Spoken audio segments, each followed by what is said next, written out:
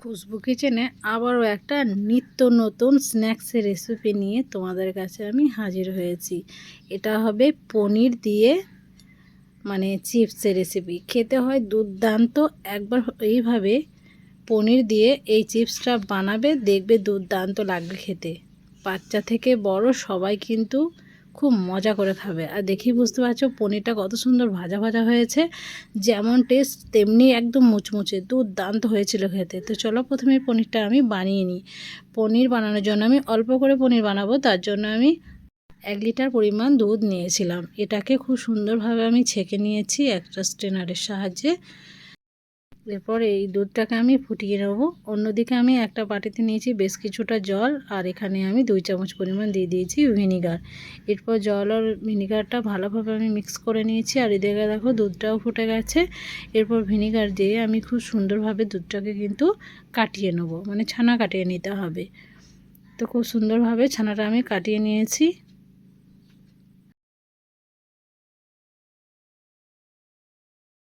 তো বন্ধুরা, এদিকে লাগবে একটা সুতির কাপড়। সুতির কাপড়ের মধ্যে আমি সেই ছানাটাকে আমি দিয়ে দিয়েছি। এরপর খুব সুন্দরভাবে ছানাটার এক্সট্রা যে জলটা আছে সেটা বের করে নেব।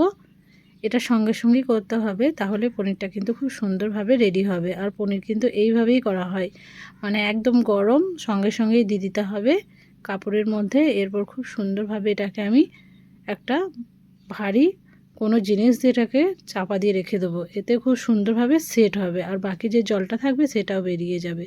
তো বন্ধুরা দেখো, আমি জলটাকে ঝরিয়ে নেওয়ার পর তোমাদেরকে দেখাচ্ছি কতটা সুন্দর হয়েছে। তো একদম শেপটা কিন্তু দুর্দান্তভাবে এসেছে।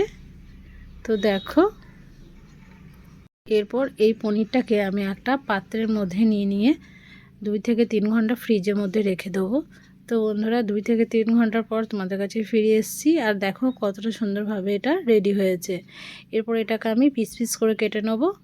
তো একটা ছুরির সাহায্যে দেখো আমি কেটে নিচ্ছি। অবশ্যই এই রেসিপিটা বাড়িতে একবার বানাবে, আশা করছি ভালো লাগবে। দুর্দান্ত হয়েছিল খেতে। আমি তো একবার খেয়ে মুখ ফেরাতে পারছিলাম না, এতটা সুন্দর আমাকে লাগছিল খেতে। পারি কিন্তু সবাই খুবই মজা করে খেয়েছে। তো ঠিক এইভাবে আমি পিস পিস করে ছোট ছোট করে কেটে নেব।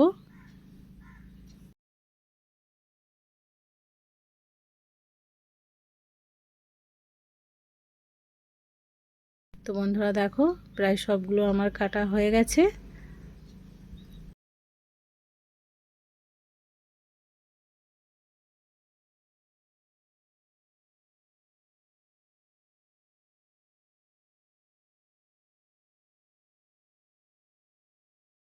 তো বন্ধুরা দেখো, সবটুকুই কিন্তু কাটা হয়ে গেছে। এরপর তোমাদেরকে আমি দেখাচ্ছি কতটা সফট হয়েছে, একদম দোকানের মতোই স্পঞ্জি নরম তুলতুলে।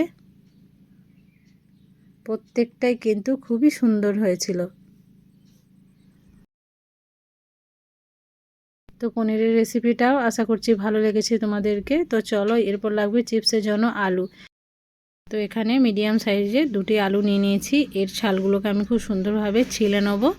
তারপরে তোমাদের কাছে ফিরে আসছি একদম পুরো চিপস তৈরি করে।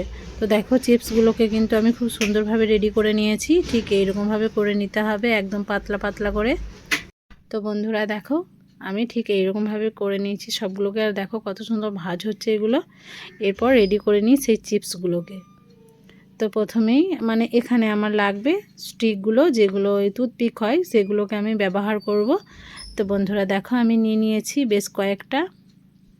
এরপর দেখো আমি কেমনভাবে কাজটাকে করছি। এবার পনিরটাকেও নিয়ে নিয়েছি। এরপর দেখো, পনিরটাকে আমি মাঝ বরাবর দিয়ে দিয়েছি। এরপর কেমন করে কাঠিটাকে আটছি দেখো, ঠিক এইভাবে করে নিতে হবে। তো দুর্দান্ত লাগছে না দেখে? দেখতে যতটা সুন্দর, খেতেও কিন্তু দুর্দান্ত হয়। বন্ধুরা অবশ্যই এই রেসিপিটাকে বাড়িতে বানিয়ে দেখবে। তো সবগুলোকেই সেম পদ্ধতিতে আমি তৈরি করে নিচ্ছি। তো স্টিকটাকে মাঝ বরাবর দিয়ে পনিরের সাথে আলুর চিপটাকে আটকে নিতে হবে। তো দেখো আর একটাও রেডি। তো তোমাদের বোঝার অর্থে আর একটাকেও তোমাদেরকে দেখাচ্ছি। দেখো, মাঝ বরাবর নিয়ে নিয়েছি পনির। তো এরপর মাঝ বরাবর টুথপিকটা টাইট করে এঁটে নিতে হবে। তো আর একটাও রেডি। সেম পদ্ধতিতে সবগুলোই আমি কিন্তু বানিয়ে নিয়েছিলাম।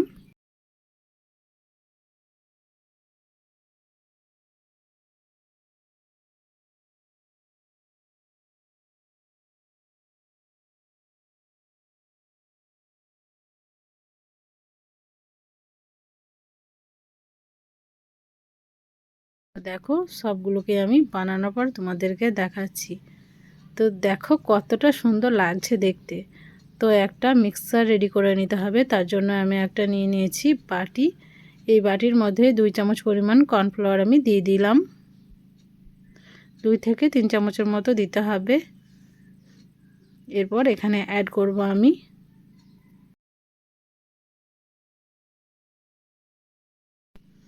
লঙ্কার গুঁড়ো, একদম সামান্য পরিমাণ। এটা কালারটা খুব সুন্দর আসবে তার জন্য দিয়ে দিয়েছিলাম আমি লবণ কিছুটা পরিমাণ।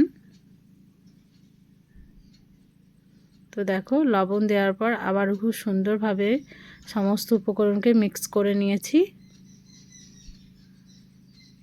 এরপর অল্প অল্প জল দিয়ে আমি একটা ব্যাটার তৈরি করে নেব পাতলা। তার আগে এখানে দিয়ে দেবো আমি গোলমরিচের গুঁড়ো একটু পরিমাণ, সামান্য পরিমাণ দিতে হবে, এতে স্বাদটা কিন্তু খুব সুন্দর আসবে। এরপর দেখো জল দিয়ে আমি ব্যাটারটা রেডি করে নেব। তো অল্প অল্প জল দিয়ে বেশ একটু ঘনত্বের একটু ঘন টাইপের রাখতে হবে। এতে কি হবে, এর চিপসের গায়ে খুব সুন্দরভাবে লেগে যাবে এই ব্যাটারটা। তো দেখো ব্যাটারটা আমার রেডি হয়ে গেছে। এরপর তোমাদেরকে আমি দেখাচ্ছি কেমনভাবে কাজটাকে করতে হবে। তো প্রথমে একটা চিপস আর পনিরের যেটা আমি তৈরি করে রেখেছিলাম, তো চামচের সাহায্যে খুব সুন্দরভাবে চারি সাইডে লাগিয়ে দিতে হবে। আর দেখো কত সুন্দরভাবে কিন্তু এটা লেগে আছে। পাতলা করে কিন্তু এটা করলে ছেড়ে যাবে। তো একটু ঘনত্বের মধ্যে রাখতে হবে। এদিকে কড়াই আমি দিয়ে দিয়েছিলাম তেল। এরপর দেখো এক এক করে আমি এই পনির দিয়ে যে চিপসটা সেটাকে আমি তেলে ছেড়ে দিচ্ছি আর খুব সুন্দরভাবে এটাকে ভেজে নেব। তো বন্ধুরা দেখো এক এক করে আমি একই পদ্ধতিতে দিয়ে দেবো আর খুব সুন্দরভাবে এক সাইড হলে অন্য সাইডে পাল্টে দেবো।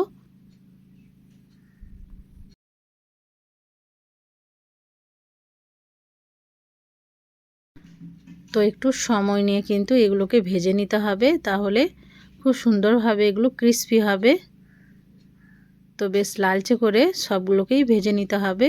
তো বন্ধুরা দেখো অনেকটাই কিন্তু লালচে হয়ে গেছে।